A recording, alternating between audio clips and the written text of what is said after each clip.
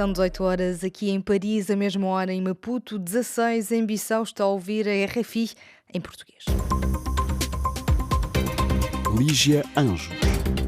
E a marcar a atualidade desta sexta-feira, 13 de maio, a Guiné-Bissau, o presidente vai dissolver o Parlamento. O chefe de Estado justifica-se com uma queixa do Poder Judicial e uma crise entre os partidos políticos. Tanto PAIGC como PRS não acreditam que dissolver a Assembleia Nacional Popular seja uma solução. A Somália prepara-se para eleições presidenciais este domingo. Os parlamentares elegem o futuro presidente. Há 39 candidatos. O Líbano também vai a eleições no domingo, eleições essas legislativas, numa altura em que o país está mergulhado numa crise económica que divide o país. Estes são alguns dos títulos que vamos desenvolver. No controle técnico desta emissão está Moussa Lachiri. Bissau 94 FM.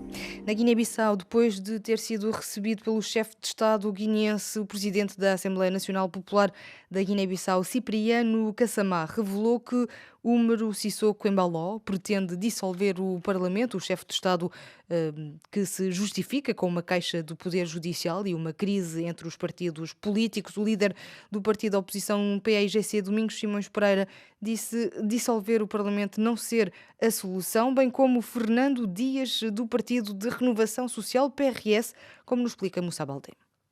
O presidente chamou os partidos para lhes dizer que vai dissolver o Parlamento, eventualmente fazer mudanças a nível da governação do país. Os partidos com assento no Parlamento, quase todos tiveram opinião própria sobre a decisão do presidente, mas quem foi de forma categórica contra o que o presidente pretende fazer foram os partidos PAGC e o Partido da Renovação Social, PRS. O presidente em exercício do Partido da Renovação Social, Fernando Dias, que é também ministro no atual governo, disse por que o PRS é contra esta intenção do presidente Umaru Sissoko Embaló. O Presidente da República convocou-nos para um encontro de trabalho e nesse encontro acabou por nos anunciar a ideia de dissolução do Parlamento. Nós, enquanto partido PRS, compreendemos que não é oportuno neste momento a queda do Parlamento. Então, aconselhamos o Presidente da República a não dissolver o Parlamento. Apesar de termos apresentado vários fatores, mas mesmo assim aconselhamos o Presidente não queda do Parlamento. Foi o nosso conselho. PRS compreende que o momento não é oportuno para a queda do Parlamento. Provavelmente o Presidente da República mostrou provas ou que levou-lhe a pensar em dissolução do Parlamento. Sim, ele é o Presidente da República, tem mais elementos do que nós, mas nós, enquanto partido, membro dessa coligação, compreendemos que o Parlamento não deve ser dissolvido. Qual foi a resposta do Presidente? E ele disse que está a recolher as informações, mas a nossa posição é não queda do Parlamento. O PRS, enquanto partido que faz parte da coligação governamental, vai fazer chegar essa situação à coligação, convocar uma reunião para análise? É um assunto a discutir posteriormente. Os outros partidos que integram o governo, o MADEM G15 e a PUPDGB e o PND, mostraram-se compreensivos com a decisão do presidente, dizendo que o presidente tem as prerrogativas constitucionais para promover as mudanças que pretende levar a cabo a nível do cenário político guineense. Na próxima segunda-feira vai-se saber a decisão final do presidente Umaru Sissoko Embaló. Moussa Baldé, Bissau, RFI. E a Força de Estabilização da CEDEAO anunciou chegar na terça-feira à Guiné-Bissau.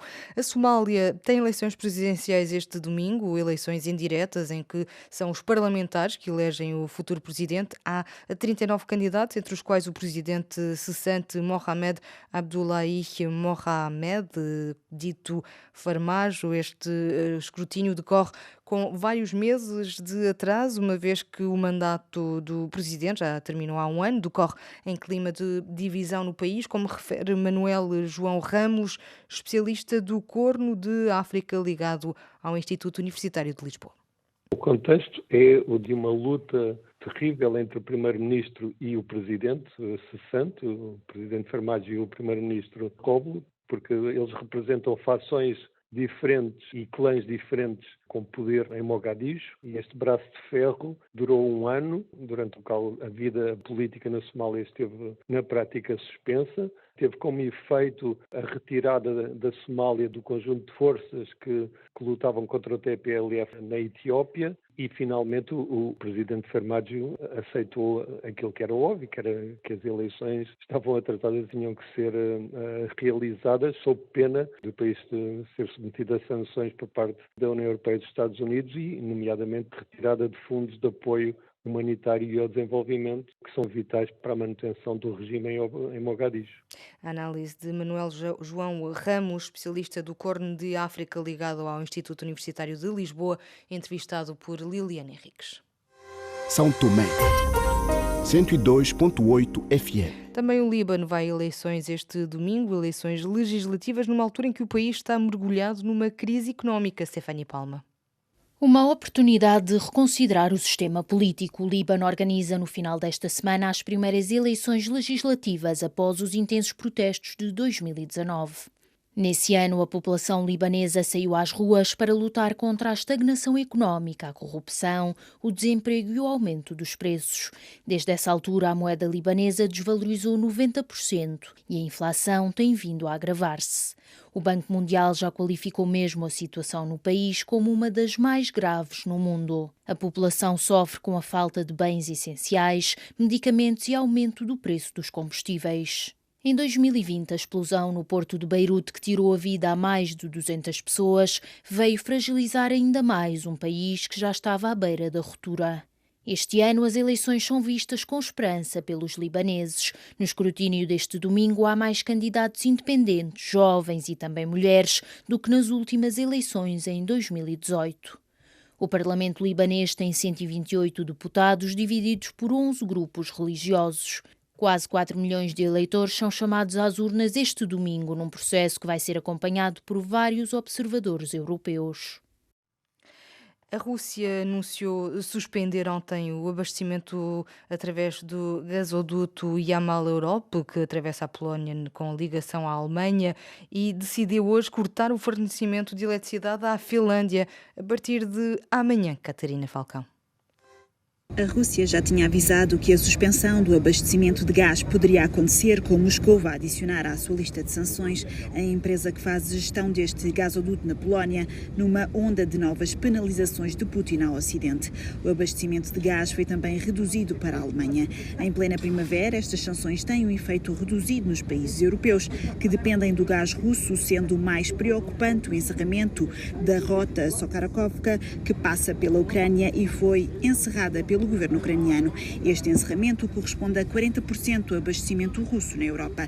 Estas medidas de Moscou e Kiev alimentam as discussões sobre o embargo da energia vinda da Rússia para a União Europeia, especialmente o petróleo, com os 27 a terem dificuldade em encontrar um ponto do acordo. A Hungria continua a bloquear qualquer entendimento neste sentido, pedindo mais tempo para se autonomizar face à dependência russa. Este embargo faz parte do 6º pacote de sanções que deve ser acordado por unanimidade entre os parceiros europeus e apresentado já no Conselho Europeu do fim do mês. E no desporto, a segunda mão das meias finais da Liga dos Campeões Africanos de Futebol decorre hoje e amanhã. A única equipa angolana presente nesta fase da prova é o Petro de Luanda. O Wellington Lima Gomes, guarda-redes brasileiro do Petro, acredita que ainda tudo é possível neste jogo de segunda mão.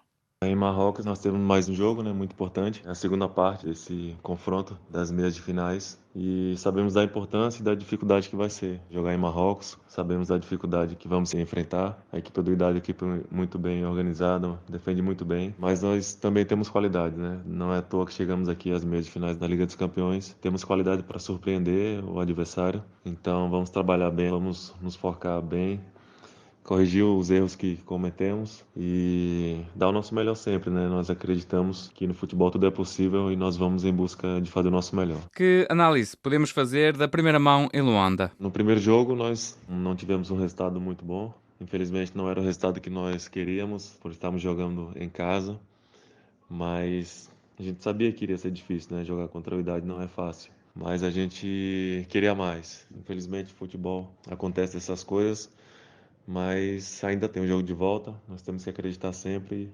e não há outro pensamento a fazer o nosso melhor e ver o que o futebol pode proporcionar para a gente.